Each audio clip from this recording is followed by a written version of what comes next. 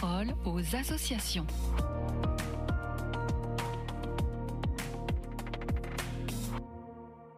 Bienvenue dans la parole aux associations. Aujourd'hui, je suis avec Valérie Anne Maître, la rédactrice en chef d'Ozanam, le magazine de la Société de Saint-Vincent-de-Paul. Bonjour Valérie Anne. Bonjour Agnès. Alors aujourd'hui, on part dans l'Isère grâce à vous, Valérie Anne, près de Grenoble, à Voiron précisément. Et vous avez envie de nous parler d'Hubert. De qui s'agit-il ?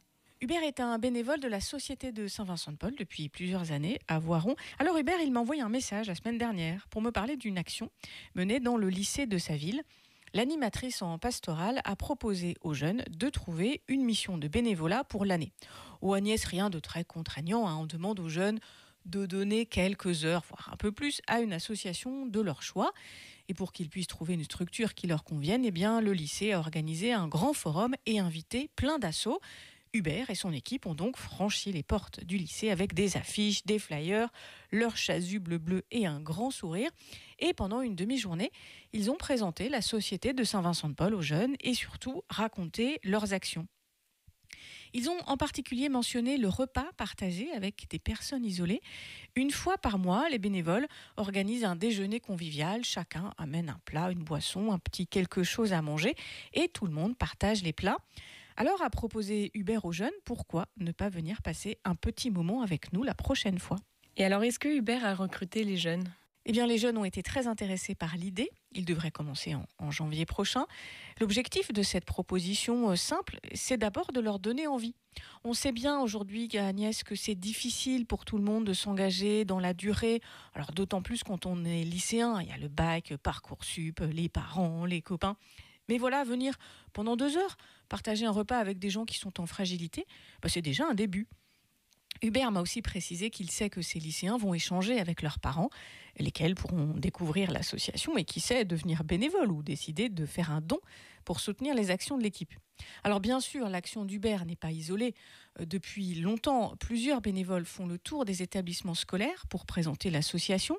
Je pense à Domitel, à Blois ou à Geneviève à Niort. Mais là, il s'agit d'aller un peu plus loin et de proposer de se mettre au service en commençant par une mission simple et enthousiasmante. J'ai un autre exemple, on est toujours à l'Est, mais à Eunheim cette fois. Les Alsaciens connaissent, pour les autres, c'est à côté de Strasbourg.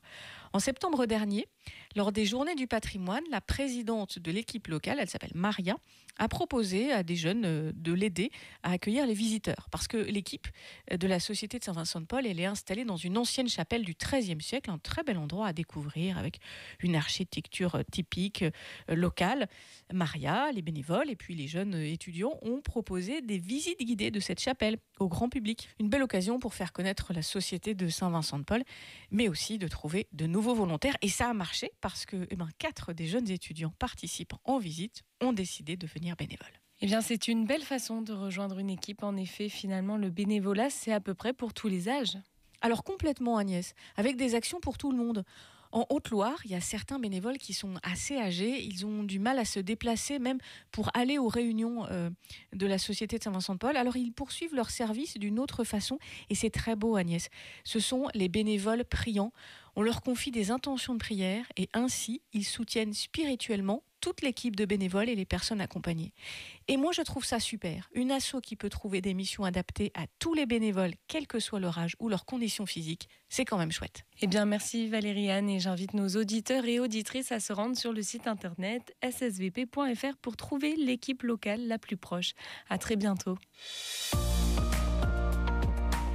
La parole aux associations.